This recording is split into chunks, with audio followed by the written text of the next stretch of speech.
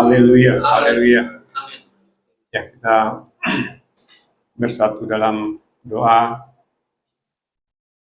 Terima kasih Bapa Yahweh, Engkau adalah Bapa yang kudus, Bapa yang kekal, Bapa yang baik. Kami mengucap syukur Bapa Yahweh, Engkau yang sudah memimpin kami, mempelai-mempelai kudus-Mu Adonai Yeshua Mashiach, yang saat ini sedang berkumpul bersama-sama untuk menaikkan pujian, penyembahan, dan persembahan kami. Biarlah semua itu menjadi dupa yang harum dan kudus di hadapan-Mu. Kami mengucap syukur Bapa Yahweh, Engkau yang memimpin kami hingga kami memasuki hari Sabat-Mu ini, Sabat Shalom yang begitu indah. Kami mengucap syukur Bapa Yahweh atas segala penyertaan-Mu yang sempurna di dalam sepanjang hidup kami. Terima kasih Bapak Yahweh, pada sore hari ini sebentar kami akan duduk diam, mendengarkan dafar Elohim-Mu. Bapak Yahweh, berbicaralah kepada kami, mempelai-mempelai kudus-Mu Adonai Yeshua Mashiach.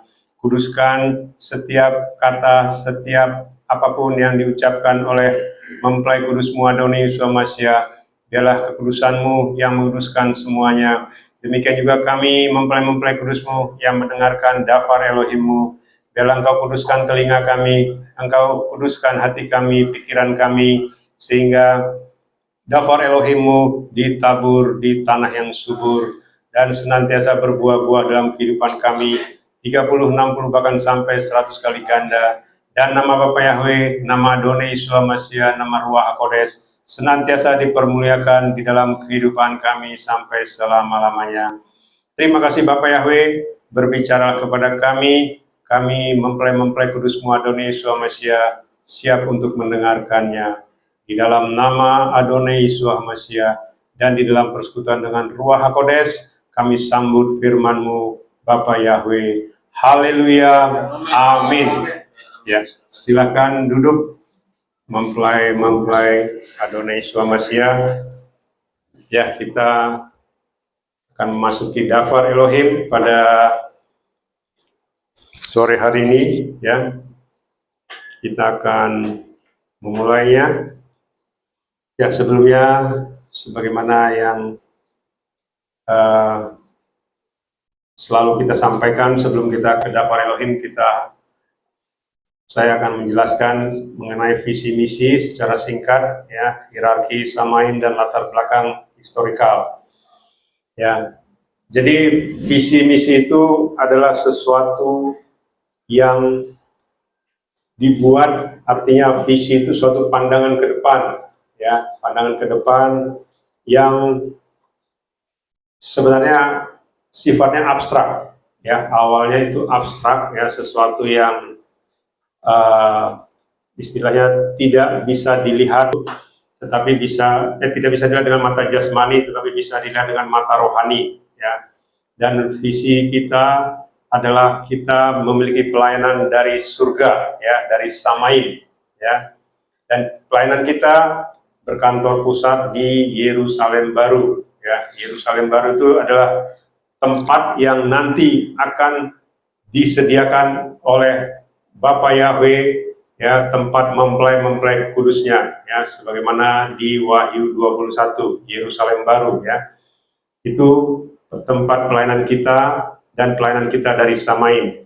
Dan kita memiliki gembala agung sinode pusat kita, yaitu YYRH Echad, Yahweh Besem Yeshua Hamashiach Ruach HaKodes Echad, ya, satu, ya. Dan itulah gembala agung kita, ya. Kita ini cabangnya di bumi, bertempat cabang di Jakarta, ya. Nah, artinya kita adalah cabang, ya, cabang dari pusat kita di Samain. Lalu misi kita adalah ready to rapture, ya. Ready to rapture. Ini saya perlu sampaikan juga kepada kita, kenapa saya selalu berbicara mengenai rapture dan berbicara mengenai samain, ya. Dan itu saya selalu hubung-hubungkan sebenarnya dengan kejadian yang ada di dunia ini, ya. Seperti kemarin misalnya, sahabat lalu atau sahabat-sahabat sebelumnya mengenai menghujat, ya, menghujat Roh Kudus, terus manusia lebih memilih masuk ke alam maut, ya, ke neraka daripada masuk ke Samaim. Ya, sebenarnya kalau kita ikuti ya apa yang disampaikan oleh Bapak Yahweh ya melalui daftar Elohim ya. Jadi sebenarnya memang seperti itu kenyataannya ya. Cuma saya tidak to the point ya mengatakan hal-hal yang lebih rinci ya. Ya, siapa itu yang memilih masuk ke neraka atau ke alam maut, saya tidak menjelaskannya ya. Tapi kalau nanti mempelai Adonai Somasia yang masih kurang jelas, ya bisa ya setelah kita ibadah bisa bertanya. Karena apa? Karena ini untuk daftar Elohim yang saat ini ya kita secara online ya. Jadi saya tidak akan membicarakan lebih detail karena kita memiliki aturan ya yang tidak bisa kita langgar ya. Jadi itu yang ingin saya sampaikan. Jadi kita ready to rapture ya, siap untuk rapture. Lalu kita lihat yang berikutnya adalah hierarki Samaim ya. Struktur dari surga ya.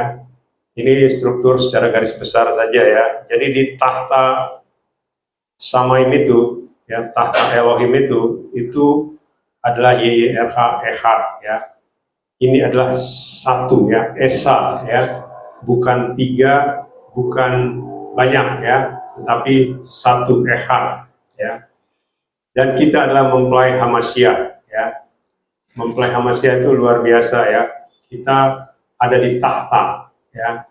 Jadi saya berkali-kali mengatakan kepada kita semua mempelai Adonai Hamasya, kita ini adalah mempelai yang duduk di tahta ya. Jadi bisa dibayangkan ya, di dalam dunia saja, di dalam kerajaan, kalau kita lihat seorang raja duduk di tahta, itu suatu hal yang luar biasa ya. Ya, kita melihat itu ya dahsyat lah gitu ya. Terus kita lihat ada mempelainya atau permaisurinya itu duduk di tahta. Ya, itu baru di dalam kerajaan di dunia ya, ataupun di suatu negara ya, ada namanya misalnya presiden ya, ada ibu negara ya, itu duduk di singgasana ya, itu sesuatu yang dahsyat ya. Jadi supaya kita mengerti ya, mempelai Adonai Somasia, level kita di mana ya. Jadi jangan kita mengumbar-ngumbar ya level kita dengan hal-hal kecil ya, hal-hal sepele ya. Karena apa? Karena ya nggak ada gunanya ya. Hal-hal kecil tadi menghancurkan tahta ya, artinya yang kita harusnya di tahta jadi hancur semuanya ya. Kita malah masuk ke bumi paling bawah ya, ke alam maut ya. Tidak usah bicara bumi baru ya, bahkan bisa masuk ke alam maut ya. Jadi kita tidak main-main ya, untuk menjadi mempelai Hamasya itu ada harga yang harus dibayar ya. Artinya harus ada pengorbanan yang luar biasa, yang tidak main-main ya. Salah satunya adalah kita harus mengetahui mempelai kita ya, nama mempelai kita ya. Itu nanti yang harus kita mengerti ya. Jadi ini tidak main-main untuk menjadi mempelai ya. Itu levelnya luar biasa. Jadi kita tuh mempelainya pencipta alam semesta ini ya, pencipta dunia ini dan alam semesta, dan juga pencipta Samaim ya. Itu bersama-sama dengan kita nantinya duduk di tahta ya. Lalu di tahta itu ada apa saja? Itu ya, saya setiap menyampaikan itu ada 5 hal yang pokok ya di dalam tahta Elohim ya. Di situ ada metrai. Metrai ini bicara baptisan ya, baptisan kudus di dalam nama yang benar dan kudus. Lalu ada perjamuan ya, perjamuan kasih Adonai Yeshua Hamasya. Ada urapan kudus dari Samaim ya, ada keluarga kudus ya, ada hidup di Samaim, hidup di surga ya. Jadi inilah yang ada di tahta ya, bersama dengan ada malaikatnya juga di tahta ya, malaikat tahta namanya ya, malaikat singgasana atau throne angel ya. Itulah serafim kerubim yang sering kita dengar ya, bahkan yang sering kita baca di dalam kitab suci ya. Jadi serafim kerubim ini adalah malaikat-malaikat tahta ya. Jumlah mereka sangat-sangat besar ya. Tidak sedikit ya, sangat besar. Lalu di bawahnya itu ada namanya malaikat kekuatan, penguasa kebaikan ya, atau malaikat power ya, power angels ya. Itu di bawahnya ya. Lalu di bawahnya lagi ada yang sering kita mendengar penghulu-penghulu malaikat. Itulah malaikat kerajaan, malaikat agung, dan malaikat utusan ya, atau penghulu ya. Kita sering mendengar, kalau di kitab suci kita sering membaca itu penghulu-penghulu malaikat. Yang jarang kita baca adalah malaikat kekuatan ya, itu jarang kita baca ya. Tetapi dia ada ya, malaikat kekuatan itulah yang suka menolong kita ya, memberi kita kekuatan ya di dalam menjalani hari-hari kita. Lalu di paling bawah itu adalah level malaikat-malaikat ya. Malaikat-malaikat yang paling bawah artinya ya dia seperti prajurit lah gitu ya. Jadi dia banyak ya. Jadi malaikat ini jumlahnya banyak ya. Dikatakan bisa beribu-ribu laksa ya, atau berlaksa-laksa ya. Jadi kalau dijumlahkan ya mungkin ya bisa ratusan juta, bisa miliaran ya. Artinya itu sangat-sangat banyak ya. Lalu kita lihat latar belakang ya, historikal ya. Kenapa kita dibukakan masalah seperti ini ya? Karena memang ada yang hilang selama ini ya. Bahwasanya kita itu selama ini tidak mengenal nama yang benar ya. Kenapa tidak mengenal? Sebenarnya kita sudah tahu ya, tetapi dengan alasan ya yang kita sering dengar ya, apalagi saya menjadi pendeta itu 20 tahun, pelayanan 35 tahun, dan ini sering saya dengar. Bahkan saya dulu juga sebagai narasumber ya, yang mengatakan itu tidak ada bedanya, sama. Ya, saya selalu mengatakan begitu dulu ya. Jadi kalau ada yang bertanya, Pak, kok nama Tuhan kita itu kok nama Ibrani ya, katanya nama Ibrani, lalu saya jelaskan, oh bukan, itu terjemahan ya. Saya selalu mengatakan seperti itu dulu ya, itu terjemahan ya, itu sama dengan nama yang dulu ya, yang sering kita panggil dulu ya.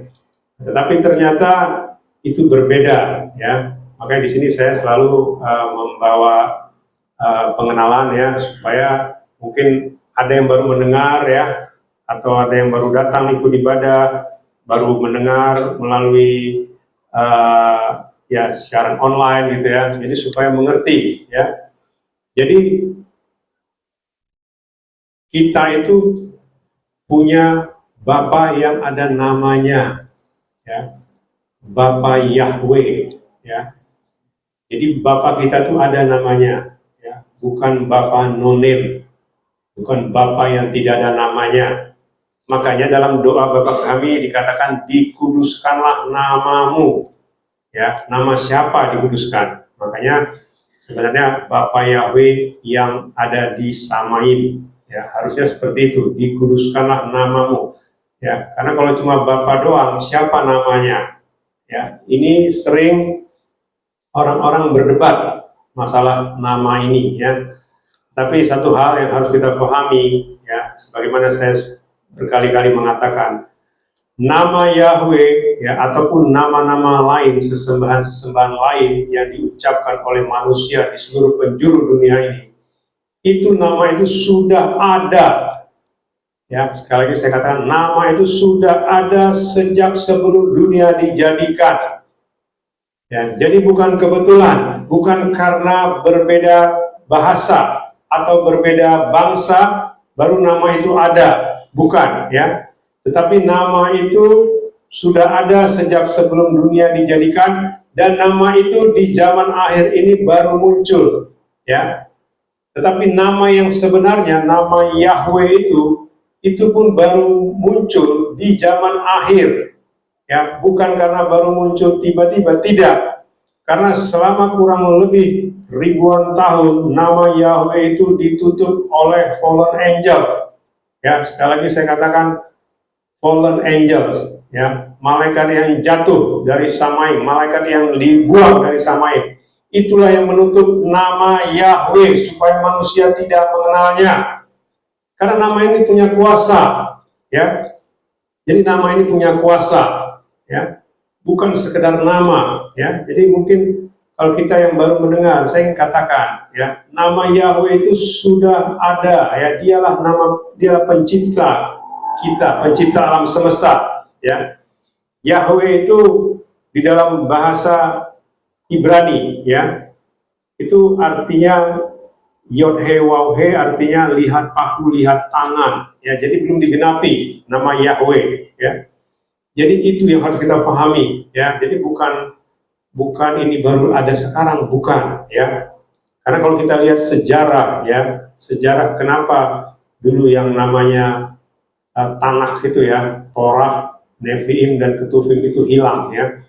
Di tahun 70 Masehi ketika Bait Elohim kedua dihancurkan, ya, Bait suci kedua dihancurkan, disitulah semua yang namanya dokumen-dokumen bahasa Ibrani dihancurkan oleh orang-orang Persia dan oleh penjajah-penjajah pada saat itu, sehingga tidak ada yang tertinggal, ya, dokumen-dokumen Ibrani. Makanya nama Yahweh ini sempat hilang, ya, dan itu baru muncul di zaman akhir.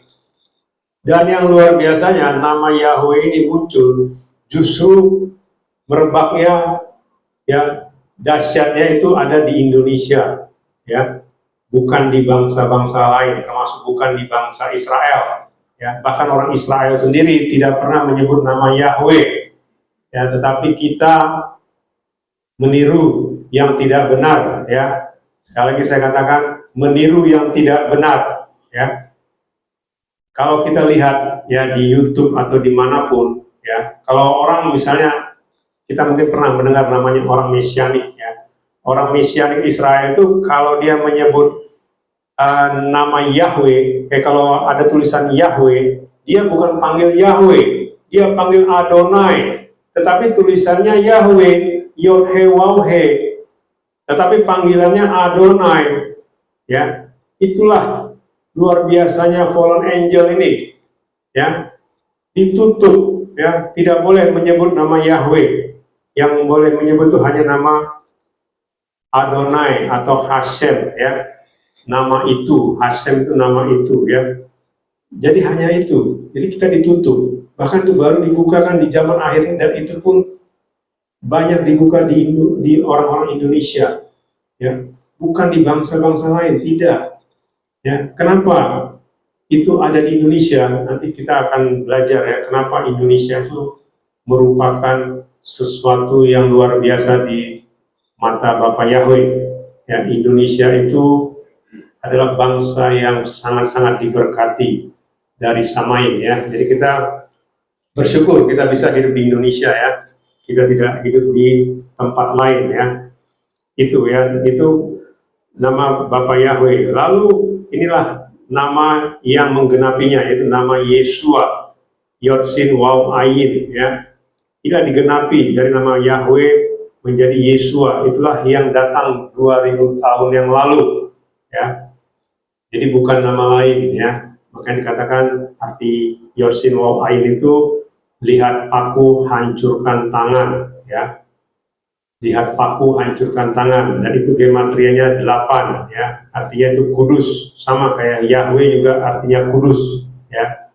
Jadi inilah sebenarnya nama yang benar, ya, nama dari Samain, nama dari surga, tidak ada nama lain, ya. Tidak apa-apa kalau banyak orang mengotot, wah sama saja itu Pak, sama saja ini. Saya mengatakan itu tidak sama, ya. Keselamatannya berbeda, ya, upahnya berbeda, dan bahkan, ya, keselamatan yang sebenarnya ada di nama Yeshua. Inilah Adonai Yeshua, inilah nanti akan datang, ya, menjemput mempelai kudusnya, ya. Jadi inilah penggenapan nama Yesua. Ya, lalu kita sering mendengar ada nama lain ya. Saya tidak akan bahas lagi mengenai nama lain ini. Ya, tapi intinya adalah nama yang benar ya, Yahweh Yesua, hanya itu nama yang benar. Tidak ada nama lain ya. Meskipun nama Yesua ini ya itu seperti yang sering saya sampaikan, kalau dibikin di Google Translate ya, nama Yesua ini keluar dalam bahasa Ibrani Yosin Waw Ain, tapi kalau dibalik ya, Yosin Waw Ainnya di sebelah kiri diterjemahkan ke bahasa Indonesia itu muncul nama lain, atau kita bikin ke bahasa Inggris misalnya itu muncul nama lain ya, bukan nama Yesua. Nama Yesuanya hilang dengan sendirinya. Itulah luar biasanya fallen angel, setan itu ya, yang menutup nama Yesua ya, itu luar biasa. Jadi tidak main-main ya mempelai Adonai Yesua Mesias. Jadi supaya kita mengerti ya apa arti dari nama Yesua ya, dan nama lain itu berbeda ya, dan itu bukan nama yang benar dan bukan nama yang kudus ya. Lalu kita lihat penggenapan berikutnya ya mengenai kelahiran dan kematian. Adonai Yeshua HaMashiach itu lahir tanggal 15 Tisri ya, pada saat hari raya Sukkot atau Pondok Daun ya. Dia menggenapi imamat 23. Kematiannya itu pada hari Rabu 14 Nisan pada saat Pesah ya, dan bangkit pada hari raya Buah Sulung ya. Jadi habis Pesah itu besoknya ada namanya hari raya besar, itulah namanya hari raya roti tidak beragi. Jadi di Israel ini 7 hari raya besar ini semua dikategorikan Sabat ya, Sabat Gadol atau Sabaton, namanya Sabat besar. Dan Sabat besar ini tidak jatuh ya pada hari Sabat, pada hari Sabtu. Dia bisa jatuh pada hari apa saja ya, seperti kematian Adonai Yeshua Mesias, dia jatuh pada hari raya Pesah, dan besoknya pun ada Sabat lagi ya, itu namanya Sabat hari raya roti tidak beragi. Dan pas hari raya Buah Sulung yang itu pun dikategorikan Sabat ya. Tapi di Israel ini setiap Sabat itu, Sabat Gadol itu dirayakan 7 hari ya, seperti yang kemarin yang waktu kasus di Timur Tengah ya, pada saat mereka merayakan hari raya Sukkot ya, itu Sabat juga ya, itu mereka diserang oleh bangsa lain ya. Itulah yang terjadi, yang saat ini masih ribut ya di Israel sana dengan bangsa lain ya. Jadi Adonai Yeshua HaMashiach ini mati hari Rabu 14 Nisan, dan dia bangkit hari raya Buah Sulung Habikurim pada hari Sabat ya.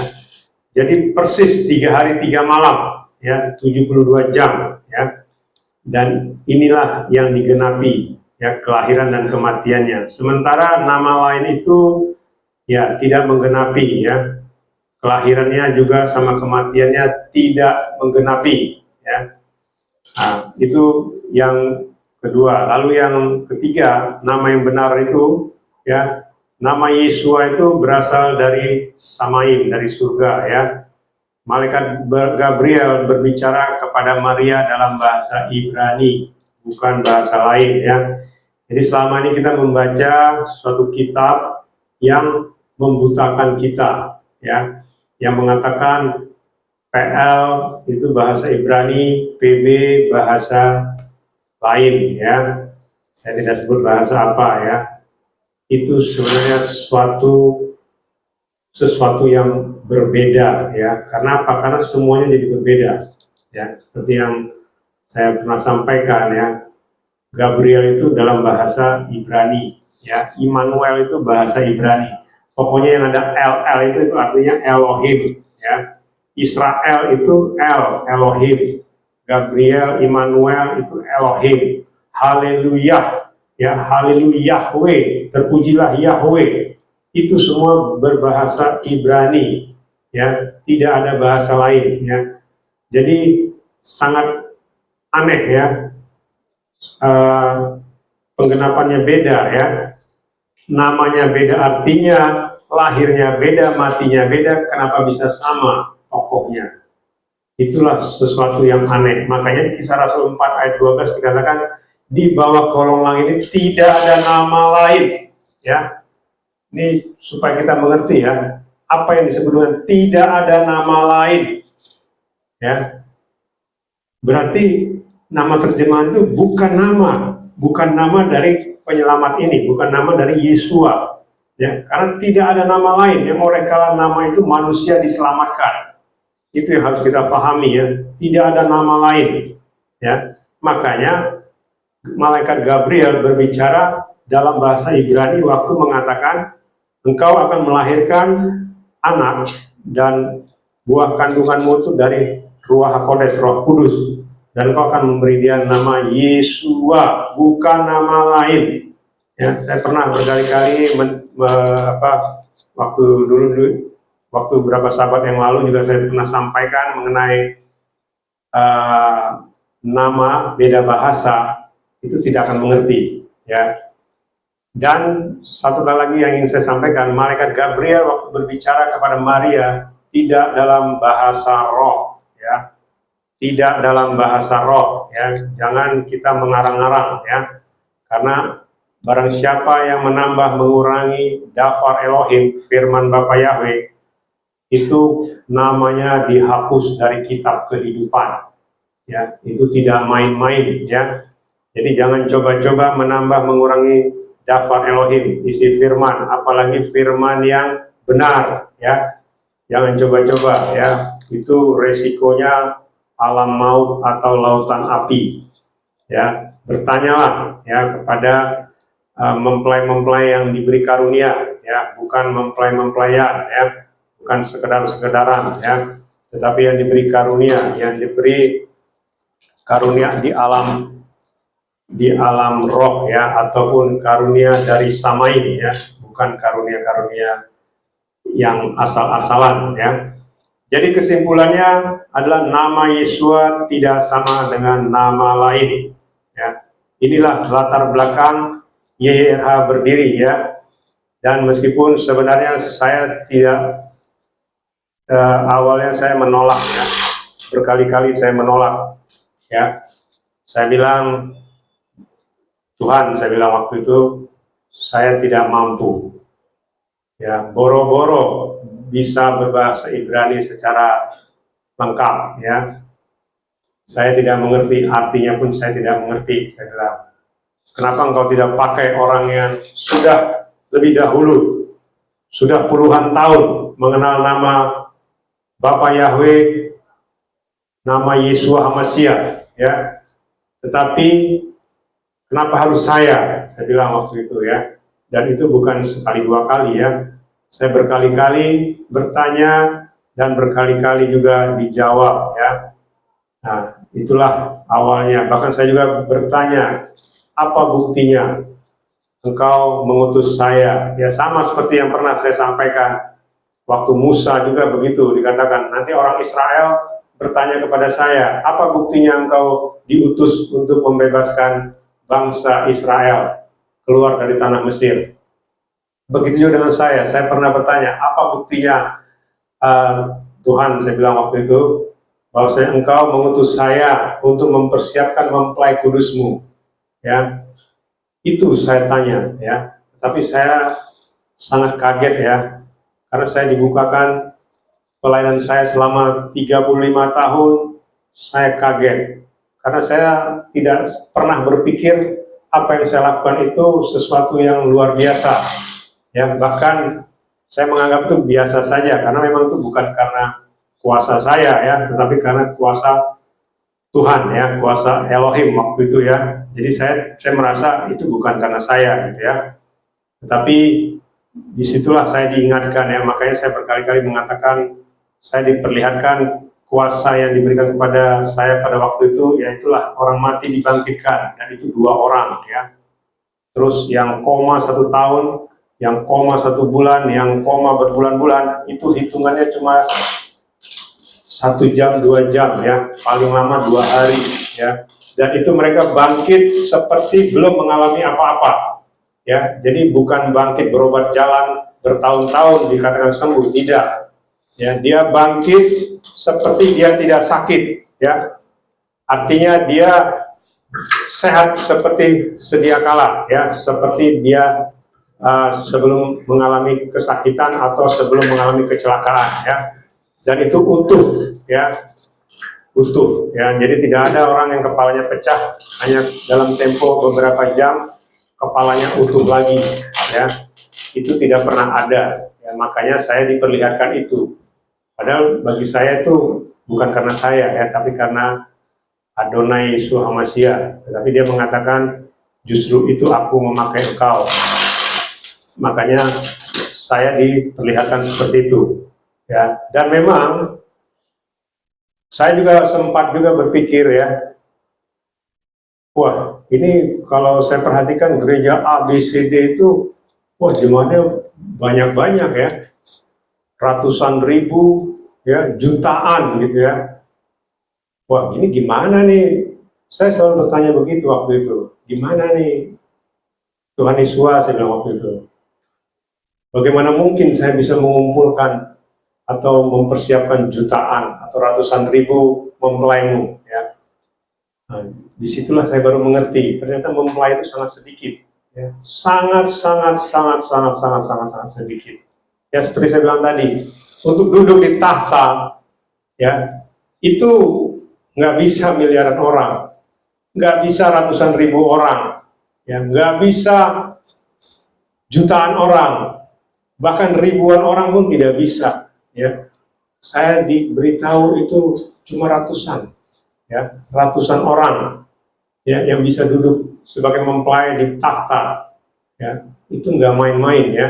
Jadi ternyata itu saya diperlihatkan, apalagi diperlihatkan lagi mengenai kedatangan Adonai Yeshua Hamashiach, ya, rapture itu sudah diambang pintu.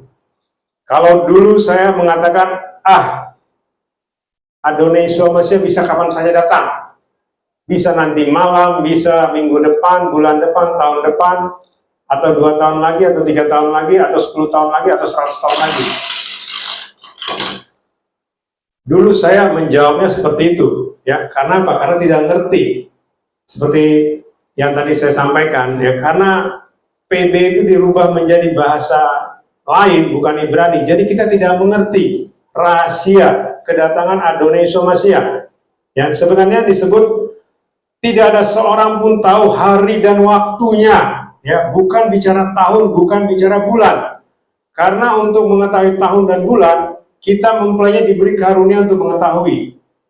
Ya, kita tahu tahunnya kapan, bulannya kapan, kita tahu, ya, karena itu diberi karunia. Cuma hari dan waktunya saja kita tidak tahu.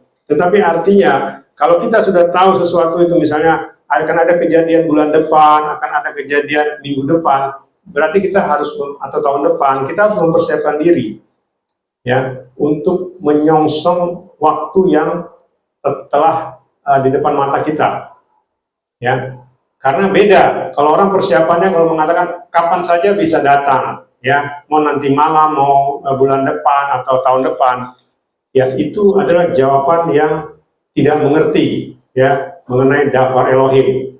Siapapun engkau, ya, mau engkau sudah, ya, pendeta yang luar biasa, yang engkau pernah bisa masuk keluar masuk Samaim, keluar masuk surga, tapi kalau engkau tidak diberi hikmat seperti ini, nggak ada gunanya. Ya, saya pernah berkali-kali mengatakan, ya, banyak orang, ya, dibawa ke Samaim, ya, ke surga atau ke neraka, tetapi itu hanya sebatas tur, ya, jalan-jalan, ya. Itu Bapak Yahweh itu baik, ya. Engkau diberi kesempatan untuk jalan-jalan, melihat Samaim, melihat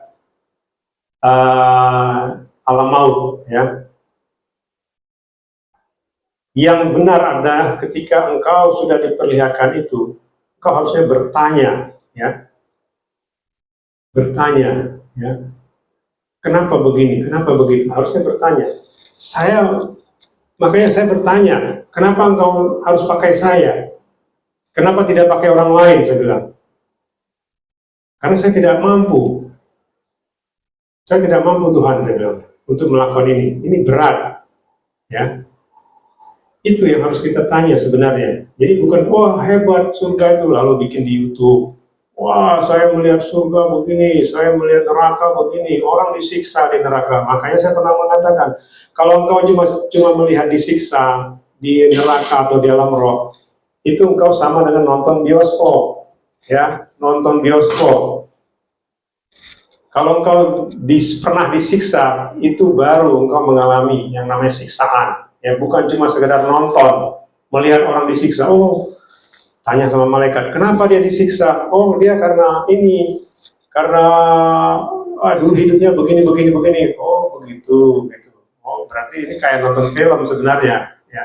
Tetapi kalau engkau disiksa, engkau dibanting, dihajar, dicekik, dibanting-banting tubuhmu, ditusuk-tusuk, itu baru namanya engkau mengalami siksaan. Ya. Kalau sudah begitu, bisa nggak kita tanya, Tuhan, saya kenapa diginiin? Kenapa saya ditusuk-tusuk, disiksa? Harusnya kan begitu dong, ya. Tetapi ya ternyata tidak, kan? Hanya sekedar melihat, ya. Jadi itu belum menunjukkan apa-apa, ya. Belum menunjukkan apa-apa. Jadi itulah yang ingin saya sampaikan. Kenapa saya harus menyampaikan mengenai samain, surga, rapture, ya, dan alam maut, ya. Nah, nanti kita coba lihat ya di daftar Elohim kita pada sore hari ini, ya, kita akan baca, ya. Kita akan masuk ke dalam daftar Elohim, judulnya sedikit yang diselamatkan untuk masuk ke dalam kerajaan surga atau kerajaan samain. Lukas 13 ayat 23 sampai 30. Yang mempelai Adonai Yesus Mesias, silakan bangkit berdiri. Kita baca daftar Elohim di Lukas 13 ayat 23 sampai 30.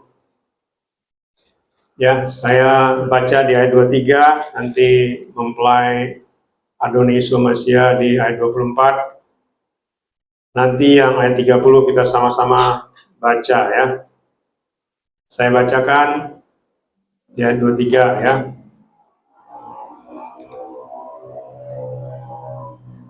Dan seseorang berkata kepadanya, Tuhan, sedikit sajakah orang-orang yang diselamatkan?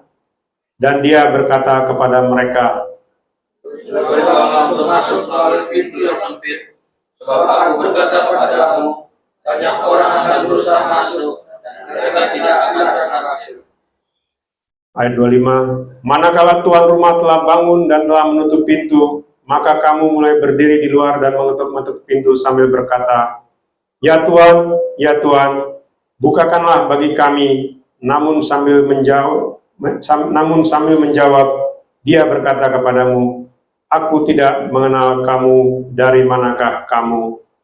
Pada waktu itu kamu akan mulai berkata, kami telah makan dan minum di hadapanmu, dan engkau telah mengajar dari tempat-tempat kami. Namun dia akan berkata, aku berkata kepadamu, aku tidak pernah tahu dari manakah kamu ini. Enyahlah daripadaku kamu semua pelaku kejahatan. Sana akan ada tangisan dan tangkap mati, manakala kamu akan melihat Abraham dan Ishak dan Yakub, serta semua nabi ada di dalam kerajaan Elohim, tapi kami ditampakkan keluar.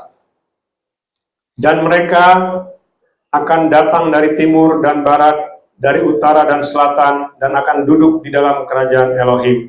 Ayat 30 sama-sama kita baca. Dan lihatlah mereka yang terakhir yang akan menjadi pertama, dan mereka yang pertama akan menjadi terakhir. Ya, silakan dulu mempelai Adonai Yesus Mesias. Jadi ini kalau kita lihat, ya, judulnya di Lukas 13 ini, ya, mulai dari 22 itu adalah jalan yang lebar dan sempit, ya. Jadi memang inilah yang harus kita pahami, ya. Yang masuk ke surga itu, ke samain itu sangat sedikit, ya. Sangat sedikit, ya. Ini kita, ya, ini gabungan, ya, antara misalnya orang yang tidak di rapture, sebelum di rapture, maupun nanti di rapture yang tidak masuk ke surga, ya. Jadi artinya sangat sedikit, ya, bahkan sekarang pun di samain itu sangat sedikit orang yang ada di samain, ya. Sangat sedikit, ya. Jadi bukan main-main ya, bukan berarti kita ya kalau dulu saya bangga ya, sangat bangga sekali dulu jumlah dari kepercayaan yang saya anut itu adalah terbesar di dunia ya. Mungkin orang-orang yang mendengar mungkin akan memahami ya, terbesar di dunia itu kepercayaan apa ya. Di dunia loh ya, itu bisa mencapai 3 sampai 3,5 miliar ya, menyembah sesembahan yang sama 3 sampai 3,5 miliar. Itu jumlah yang sangat besar ya. Artinya apa? Ternyata hanya sedikit ya, yang diselamatkan itu hanya sedikit ya. Makanya tadi dikatakan di ayat 23, Tuhan sedikit sajakah orang yang diselamatkan ya. Maka dikatakan berjuanglah untuk masuk melalui pintu yang sempit ya. Jadi kalau kita baca ya, ternyata memang sedikit yang diselamatkan untuk masuk ke surga ya, tidak banyak ya, sangat sedikit ya. Makanya saya selalu sampaikan ya, hidup kita ini sangat singkat ya, bisa nanti malam kita meninggal, bisa minggu depan, bulan depan. Yang menjadi pertanyaan, kita diselamatkan nggak? Kan itu ya. Mungkin yang mendengar mungkin mengatakan, wah saya pasti diselamatkan karena saya menyembah ini, disebutlah. Dulu saya juga begitu ngomongnya. Saya yakin dengan sesembahan saya dulu. Saya mengatakan, ya saya pasti diselamatkan ya. Tetapi ternyata tidak ya. Ternyata tidak ya, karena banyak kesaksian yang ya, termasuk juga yang saya alami ya. Orang di alam maut itu ya banyak juga. Ya kalau istilah dulu itu hamba-hamba Tuhan itu banyak di alam maut, ya. Sangat-sangat banyak ya. Bahkan rasionya itu justru lebih besar, rasio yang disebut hamba Tuhan itu dibanding rasio jemaatnya yang masuk ke alam maut ya. Jadi tidak main-main ya. Jadi ini bukan sekedar ini ya. Makanya saya bilang kalau nanti kita sudah tahu arti kematian, ketika kita mati roh kita itu masuk ke alam roh. Ya, bukan masuk ke surga ya, tapi masuk ke alam roh. Itulah yang membuat kita akan kaget ya. Kenapa saya bilang kaget? Karena ketika orang rohnya sudah keluar dari tubuhnya dan ketika dia masuk ke alam roh, awalnya mungkin dia masih menganggap ini sesuatu yang biasa ya. Tetapi nanti ketika dia sudah melihat kegelapan, ya kegelapan di alam roh, di situ dia akan panik. Ya. Banyak orang panik itu setelah masuk alam roh, tetapi sudah tidak ada gunanya. Ya, saya sampaikan sudah tidak ada gunanya. Ketika engkau sudah rohmu terlepas dari tubuhmu dan kau masuk, apalagi engkau tidak langsung diangkat ke surga, ke samaim ya, karena beda ya. Seperti saya berkali-kali menjelaskan, kalau kita masuk ke samaim itu hitungannya detik langsung menginjakan kaki di surga, di samaim itu hitungannya detik. Tetapi kalau kita masuk ke alam roh, itu kita awalnya seperti kita bangun dari tidur. Ya, bangun dari tidur terus kita tidak menyangka sebenarnya yang bangun itu bukan tubuh kita, tapi roh kita. Ketika itulah yang pertama kali yang pernah saya alami, ya. Ketika saya bangun dari tidur saya, ya, saya mau ke kamar mandi. Cuma saya bingung, ketika saya berjalan terus ke kamar mandi, loh, kok saya makin naik, tubuh saya makin naik, ya karena ringan. Terus saya dorong pintu nggak bisa, terus tembus pintu itu. Saya kaget, ya. Begitulah orang mati. Ketika dia bangun, yang bangun itu bukan tubuhnya, tetapi rohnya, karena tubuhnya sudah tertinggal di bawah. Itu yang saya alami, tubuh saya tertinggal di bawah. Dan akhirnya saya masuk ke alam roh itu, dan saya, ya seperti yang pernah saya sampaikan, saya bertarung, ya. Bertarung dengan, tapi saya tidak bisa mengalahkan dia. Kenapa? Karena saya memegang tubuh saya saja, saya tidak bisa. Ya, saya seperti memegang angin. Ya, apalagi menangkis cakar-cakar dia yang begitu tajam, ya, mencabik-cabik tubuh saya. Saya tangkis begini, saya tidak bisa menangkis. Ya, saya seperti memukul angin, dan itu sakit. Ya, tubuh roh kita dicabik-cabik itu sakit, dibanting-banting itu sakit. Ya, ya gimana kalau kita dibanting-banting di alam nyata, ya seperti itu. Dan sakitnya lebih benar-benar kerasa gitu ya. Jadi nggak main-main ya. Jadi mempelai-mempelai Indonesia Mesir, kita harus pahami ini ya. Jangan kita sampai menyesal. Jangan kita nanti sudah masuk ke sana, waduh, kenapa saya dulu nggak begini, begitu dan sebagainya. Kenapa saya nggak mau mendengar begini dan sebagainya. Yang nggak ada gunanya lagi kalau sudah masuk ke situ. Ya, makanya kita harus mempersiapkan diri. Gak ada gunanya juga kita harus mengetahui. Misalnya begini, banyak sekarang orang khawatir dengan hal-hal yang sebenarnya tidak perlu dikhawatirkan. Ya. Ya, hal-hal di masa depan ini memang benar, semakin lama teknologinya semakin dahsyat ya. Saya sampaikan karena saya orang teknologi. Ya, saya orang teknologi. Saya dulu pernah mengajar di universitas terkenal di Indonesia. Ya. Jadi saya tahu teknologi. Ya. Itu tidak menunjukkan apa-apa sebenarnya. Ya, teknologi itu bukan sesuatu yang harus kita ini ya.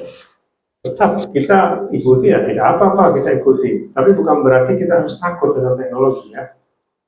Apalagi menjelang nanti masa-masa anti Hamasiyah ya, 666 ya. Justru itulah yang harus kita pahami. Kita tidak akan memasuki masa 666 ya. Kita akan di-rapture. Jadi kalau ada pengajaran yang mengatakan kita harus disiksa dulu, itu sebenarnya sama dengan mengurangi dafar Elohim. Ya. Jadi itu kita di-rapture dulu baru aniaya. Ya. Itu ada ya urutannya ya, itu di Wahyu ya. Jadi metra itu kita sekarang sudah masuk di metra kelima. Ya. Menjelang rapture itu metra kelima sebenarnya. Cuma nanti kapan-kapan saya akan sampaikan mengenai metra ya. Kita sekarang sudah masuk di metra kelima. Metra keenam itu nanti masuk anti Hamasiyah. Ya, metra ketujuh itu nanti sangkakala. Ya, 7 sangkakala dan 7 cawan murka. Ya. Artinya apa? Artinya kita sudah di paling akhir dari zaman akhir ya, paling akhir. Jadi sudah tidak ada lagi penambahan waktu ya. Karena memang ini waktunya sudah habis. Ya, hari ke-6, ini sebenarnya hari ke-6 sebelum masuk ke masa kerajaan 1000 tahun di hari ke-7. Itu yang harus kita pahami ya. Jadi kita jangan berpikir, masih lama kok, masih nggak apa-apa kok, ya nggak perlu juga ini, sungguh-sungguh juga nggak apa-apa, ya nggak apa-apa, betul. Tapi kalau engkau adalah orang-orang diselamatkan, engkau adalah mempelai-mempelai Indonesia Mesir yang sudah ditetapkan sejak sebelum dunia dijadikan, maka engkau akan peduli dengan apa yang terjadi di dalam hidupmu, ya bukan di dalam hidup dunia ini. Dunia ini mah, ya dia akan menuju kepada kebinasaannya. Ya. Firman Bapak Yahya jelas mengatakan dunia ini menuju kepada kebinasaan. Bukannya kita jangan mau menuju kepada kebinasaan. Ya, kita harus direbut, ya. Kita harus masuk ke dalam kerajaan Samai. Ya, sama seperti dulu ketika saya tamat SMA, saya dulu ingin masuk ke universitas terbaik di Indonesia ya. Saya ingin masuk ke ITB ya. Tapi ya itu luar biasa, saya bisa masuk ke ITB. Ya. Artinya apa? Itu kebanggaan bagi saya. Karena apa? Karena saya mengalahkan ratusan ribu bahkan 1 juta orang untuk satu kursi. Ya. Bisa dibayangkan itu bagaimana bangganya orang yang bisa masuk. Ya. Di sana dulu uang kuliah saya masih murah dulu ya, masih 25.000 satu semester. Ya. Jadi artinya apa? Bangga ya, kita bangga bisa masuk ke tempat yang bergengsi ya. Samain surga itu tempat bergengsi. Ya, jangan kita hidup di dunia bukan hidup seperti orang murahan, bukan ya. Tapi kita harus hidup sebagai orang yang nilainya tidak ternilai ya. Karena apa? Karena itulah disamain, tidak ternilai. Kalau kita baca kan dikatakan lantainya saja itu batu-batu berharga ya. Jadi artinya itu surga itu sesuatu yang dahsyat ya. Semuanya emas, jalanan emas. Nggak ada di dunia ini jalanannya emas, nggak ada. Rumahnya aja tuh nggak ada di dunia ini yang rumahnya emas, nggak ada. Paling cuma sepuhan ya. Kalau emas murni nggak ada, itu hanya aja di surga disamain ya. Jadi ini satu tempat yang bergengsi yang harus kita pahami ya, samain itu ya. Jadi saya coba ambil rangkuman ya mengenai Lukas 13 tadi ayat 23-30. Sedikit yang diselamatkan masuk ke surga. Ya. Sedikit yang diselamatkan sebagaimana tadi murid-murid Adonai Yeshua Mashiach mengatakan. Lalu Adonai Yeshua Mashiach mengatakan berjuang untuk masuk melalui pintu yang sempit ya. Nah, dikatakan juga banyak yang berusaha masuk tetapi tidak berhasil. Kenapa tidak berhasil? Karena mereka menggunakan cara-cara yang tidak benar. Ya, maksudnya melalui hal-hal yang tidak benar. Bukan berarti hal tidak benar itu misalnya dia melakukan sesuatu perbuatan yang ini tidak. Ya, tidak benar itu artinya dia masuk melalui pengajaran yang salah. Ya, pengajaran itu bukan berarti perbuatan ya, tapi pengajaran yang kita ikuti. Biasanya itu diikuti mulai dari nenek moyang, ya. Karena orang kakek kita, orang tua kita mengikutinya, ya akhirnya mau nggak mau kita ikut. Orang tua kita masuk ke jurang, ya kita juga masuk ke jurang. Itu maksudnya ya. Jadi banyak yang berusaha masuk tapi tidak berhasil. Nah, dan terlambat, pintu sudah ditutup. Artinya gini, banyak yang sudah mulai tahu ya, tetapi karena banyaknya informasi dari luar, akhirnya dia ragu-ragu. Ini benar nggak ya? Benar nggak ya? Ntar dulu deh. Ya seperti kalau kita sharing setiap 2 malam, 2 perjamuan ya, saya sering menyampaikan ya, ada orang, ntar dulu deh, dia bandingkan pengajaran A, B, C, D, E, F, G, semua dia bandingkan, sampai saya bilang sama Bapak ini, Pak, saya bilang, Bapak nggak perlu membandingkan saya dengan orang lain, saya bilang. Ya, sama seperti ketika saya masuk ITB. Dulu saya dibandingkan dengan orang yang lebih hebat dari saya. Ternyata dia tidak bisa masuk ITB, dia malah masuk ke swasta. Meskipun dia juara 1 dulu di SMA-nya. Ya, saya tidak terus juara 1, tapi selalu masuk 3 besar. Tapi saya bisa masuk. Ya, saya bilang, kalau engkau membandingkan dengan Bapak membandingkan saya dengan mereka, makanya saya bilang, tanya mereka, Pak, sudah pernah ke Samaim belum? Sudah pernah ke neraka belum? Sudah pernah disiksa belum? Di alam roh, tanya mereka. Kalau mereka bilang sudah pernah, ya nggak apa-apa, Bapak ikutin mereka. Berarti mereka dengan saya sama. Tapi kalau tidak pernah, ya kalau tidak pernah mereka mengalami apa yang pernah saya alami dan apa yang diutus oleh Bapak Yahweh Adonai Yeshua Mashiach kepada saya, ya itu beda. Ya kalau mereka tidak pernah mengalaminya, jadi jangan dibilang, wah Pak ini katanya ini begini, wah saya dikirimin video A, B, C, D, ada yang lagi ribut antara pelayanan satu pelayanan dikirim ke saya seolah-olah untuk menginiin saya gitu ya. Saya bilang saya tidak terpengaruh Pak dengan yang seperti ini. Saya bilang saya hanya melakukan tugas yang Bapak Yahweh sampaikan kepada saya. Makanya saya selalu mengatakan yang namanya masuk Samaim itu dosa itu harus dihapus. Ya, dosa harus dihapus. Tidak boleh ada satu titik dosa pun. Ya, itu bicara kalau masuk Samaim. Karena apa? Karena Samaim surga itu tidak pernah mencatat dosa manusia. Yang mencatat dosa manusia itu adalah alam maut, yang bukan surga. Surga tidak pernah mencatat. Ya. Jadi kalau manusia berbuat dosa, maka itu direkam di alam maut. Ya, itu akan dijadikan dakwaan. Jadi tidak pernah orang masuk ke surga itu direkam oleh Bapak Yahweh. Perbuatan jahat tidak pernah. Makanya waktu Adam dan Hawa memakan buah pengetahuan yang baik dan jahat di Taman Eden, Taman Firdaus, itu Bapak Yahweh tidak pernah lihat mereka makan itu. Karena Bapak Yahweh tahu, kalau dia lihat dia marah.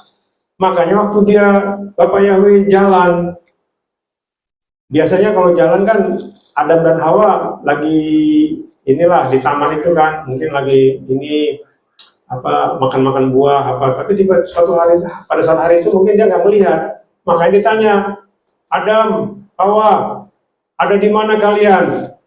Biasanya kalian di sini.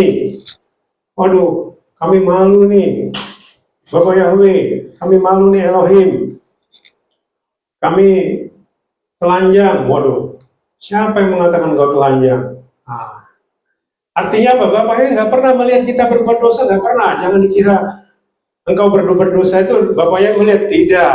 Kalau Bapak Yahweh melihat, engkau pasti mati pada saat itu juga. Ya, yang melihat itu setan. Ya, sekali lagi saya katakan, manusia berbuat dosa itu Bapak Yahweh tidak pernah melihat. Yang melihat itu setan. Makanya waktu si Kain pun, waktu dia membunuh Habil adiknya, tidak pernah Bapak Yahweh melihat itu. Kalau Bapak Yahweh melihat, mungkin Kain satu juga pasti mati. Karena Bapak Yahweh itu tidak bisa melihat dosa. Dosa itu bagi dia kekejian, dan itu dia langsung habisin. Makanya kenapa Bapak Yahweh tahu Kain itu membunuh Habil? Karena darah Habil ini berteriak. Ya, makanya ditanya sama si Kain, apa yang kau lakukan kepada adikmu? Ya, jadi nggak pernah Bapak Yahweh, jangan dikira, wah nanti kamu dilihat Bapak Yahweh, nggak ada. Bapak Yahweh nggak pernah melihat manusia berbuat dosa, dan itu tidak boleh dan tidak mau. Bapak Yahweh tidak mau. Ya, itu ya. Jadi kita harus tahu ya. Jadi banyak yang berusaha tapi tidak berhasil, dan banyak yang sudah terlambat juga, pintu sudah ditutup, sudah tidak ada gunanya ya, karena sudah terlambat. Nah ini tadi ada juga masih berusaha namun sudah terlambat ya. Lalu tuan rumah kata menjawab, ya itu artinya Bapak Yahweh ya pada saat sudah terlambat ditutup ya, dikatakan aku tidak mengenal kamu. Ini kita bisa lihat di perumpamaan mengenai 5 gadis bijak dan 5 gadis bodoh ya. Ketika yang gadis bodoh ini terlambat ya, tuan rumah mengatakan aku tidak kenal kamu. Lalu ada yang mengatakan dia mengungkit masa lalu yang pernah bersama-sama. Artinya begini, banyak orang nanti di sana mengatakan, waduh, Bapak Yahweh, Adonai Yeshua Mashiach, saya kan dulu pernah begini, pernah begitu, saya pernah melakukan ini, itu, dan sebagainya. Kalau kita baca itu di Matius 7 ayat 21-23 ya.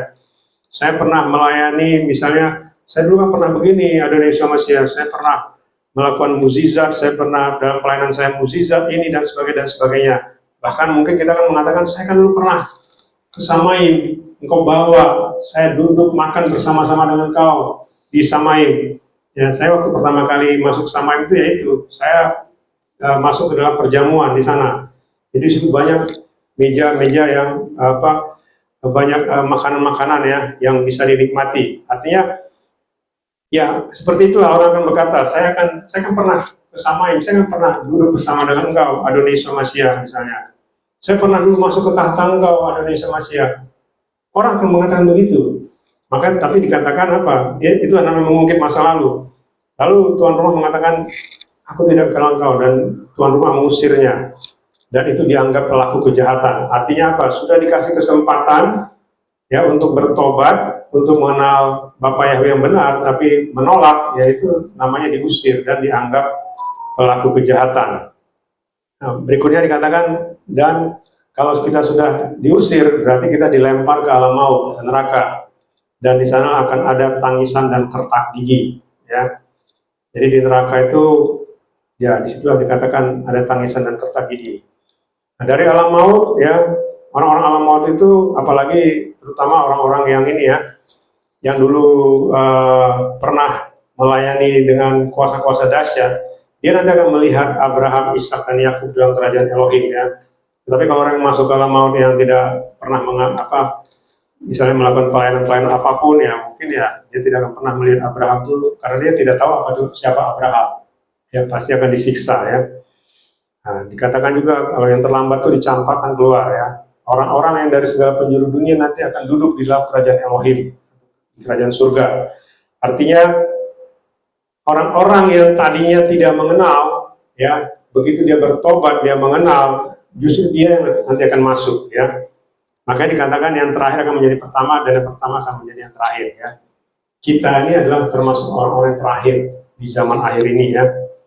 Tapi kita nanti akan menjadi pertama yang menjadi mempelainya ya. Justru orang-orang yang dari dulu yang sudah pelayanan luar biasa itu menjadi orang yang terakhir ya. Artinya upahnya beda ya. Upah yang pertama ya, kita yang terakhir menjadi pertama itu upahnya lebih dahsyat ya. Itulah makanya kita menjadi mempelai ya. Tidak main-main ya. Jadi mempelai itu tidak main-main ya. Itu ya. Lalu mengenai ciri-cirinya ya, sedikit diselamatkan ya. Di sini katakan manusia di dunia ini sangat banyak ya, lebih dari 8 miliar. Pengajaran keselamatan itu melalui usaha manusia sendiri itu kurang lebih 6,8 miliar ya. Ini 85%. Ini sama seperti yang kemarin sebenarnya, orang lebih memilih masuk ke dalam alam maut daripada masuk ke samaid. Jadi ada pengajaran keselamatan karena usaha manusia, karena dia berbuat baik, karena dia menolong orang, karena dia itu dianggap bisa membawa ke surga ya. Tidak ya, sedikit pun tidak berpengaruh ya. Meskipun bahkan kalau kita baca yang mengenai kasih itu ya, sekalipun aku dapat berkata-kata dalam bahasa manusia dan malaikat, sekalipun aku dapat bernubuat, memiliki iman yang sempurna, sekalipun aku menyerahkan tubuhku untuk dibakar ya, sekalipun aku memberikan semua ya, kalau aku tidak punya kasih ya, kasih maksudnya ini kasih dari Bapa ya, tidak ada gunanya ya. Makanya dikatakan pengajaran keselamatan melalui usaha manusia yaitu kebaikan itu 85% ya di dunia ini. Itu tidak mempengaruhi keselamatan. Sedangkan pengajaran keselamatan melalui pengorbanan anak manusia di atas salib untuk menebus dosa itu kurang lebih 1,2. Ini bicara pengorbanan anak manusia ya, mereka belum mengenal namanya. Itu kurang lebih ada 1,2 miliar di muka bumi ini. Ya. Sedangkan pengajaran keselamatan melalui pengorbanan Adonai Yeshua Mashiach di salib untuk menebus dosa manusia sebagai penggenapan Taurat, itu hanya 200-300 ribu orang di seluruh dunia pengikutnya ya. Jadi sangat sedikit ya.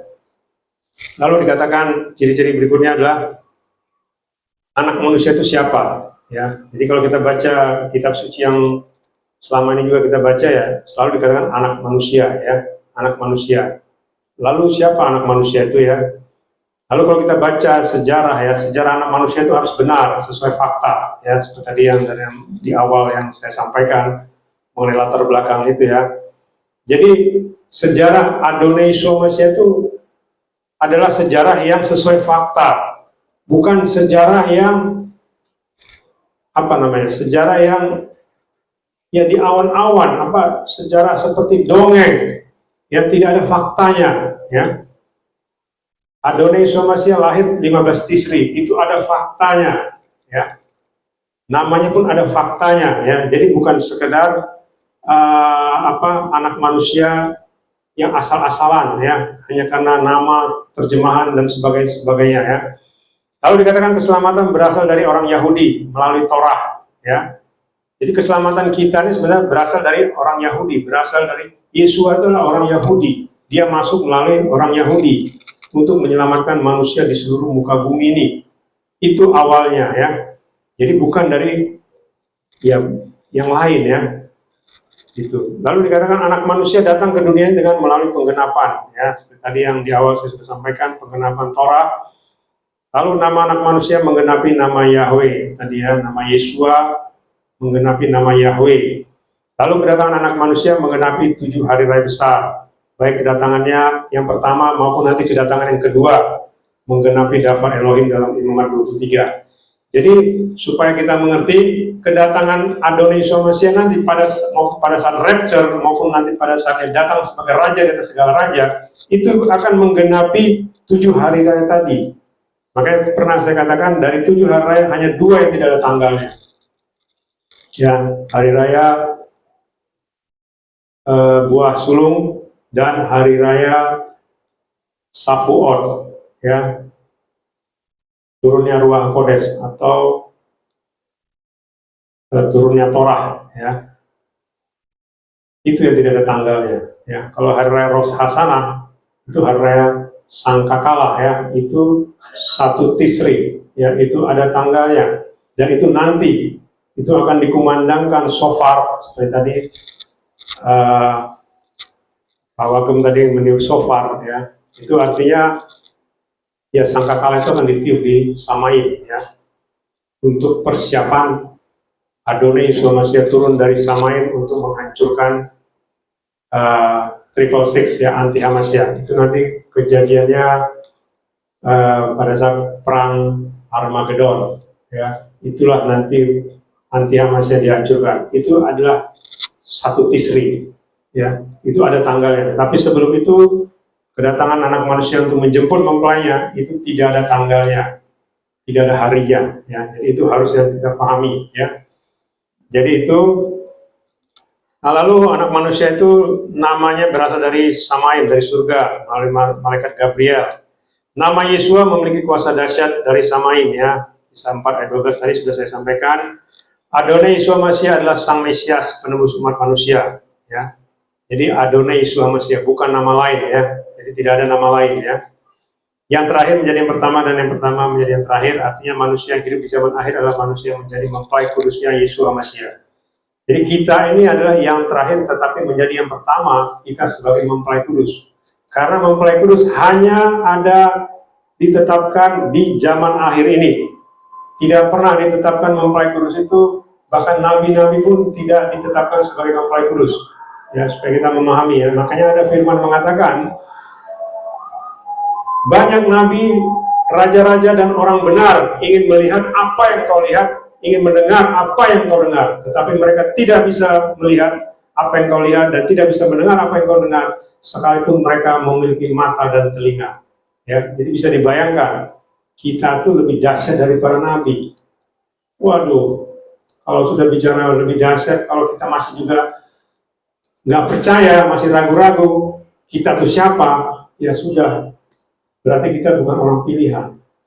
Berarti kita bukan mempelai ya, karena kita masih ragu ya. Kita tuh mempelai yang dahsyat ya, yang dipersiapkan di zaman akhir ya. Lalu kesimpulannya, Dafar Elohim menyatakan bahwa sedikit manusia yang dapat masuk ke surga ya. Tadi kita sudah jelaskan ya.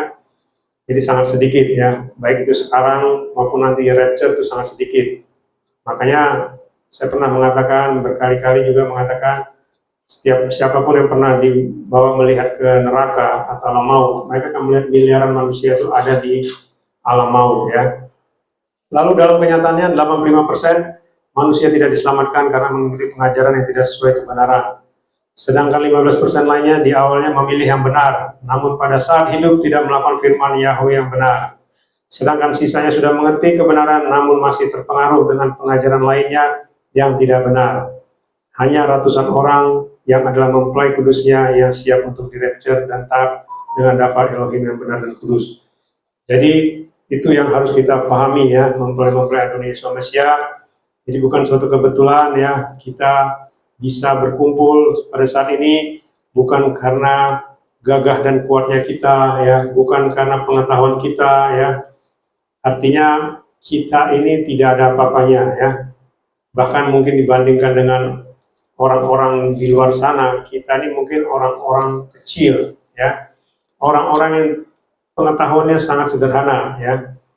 Mungkin kita kalau dibilang bisa berbahasa Ibrani pun tidak ya, kita hanya cuma tahu nama Yahweh, nama Yeshua, kita hanya tahu nama-nama, itu pasti bahasa Ibrani, kita bilang begitu. Cuma artinya pun kadang-kadang kita tidak tahu, seperti arti Israel apa, ya arti misalnya arti Samuel apa, arti Daniel apa, kita aja nggak tahu ya. Saya sudah pernah mungkin menyampaikan arti nama-nama itu ya. Tapi artinya itu tidak penting ya. Yang penting kita tetap percaya ya bahwa nama yang benar itulah Yahweh dan Yeshua HaMashiach ya. Ruach HaKodesh, Roh Kudus itu betul ya, sama. Tapi Yahweh itu Bapa kita, Adonai Yeshua Mashiach adalah Yahweh yang menjadi seperti manusia ya. Itu yang harus kita pahami ya. Jadi jangan sampai terlambat, masih ada waktu ya. Bapa Yahweh Besem Adonai Yeshua Mashiach Ruach HaKodesh memberkati dan memimpin kita sampai kita semua mempelai di rapture masuk ke Samaim surga yang kekal. Haleluya. Amin. Ya. Kita